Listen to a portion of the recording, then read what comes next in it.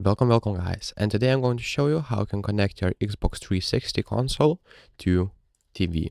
So it is pretty simple and straightforward process. What you'll need to do is basically have one of these cables, so it will be HDMI to VGA, HDAV, HDMI, or just composite AV, as you can see like this, or component HDAV. So basically have one of those cables and you'll be able to connect your Xbox 360 to TV.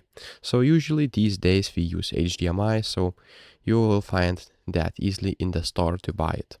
So basically at the back, check if the Xbox have HDMI cable port, so it will look like this. So I'm pretty sure it will have one, and the TV usually have one too, so check that. So as you can see, I have this photo of the TV, so HDMI port is right here. And basically that's pretty much it. Connect your Xbox 360 to HDMI cable, then connect HDMI cable right here, and on TV you'll need to select HDMI port. If you have fewer, you'll need to select 1, 2, or 3, and if you have this only one, you'll need to select source to HDMI.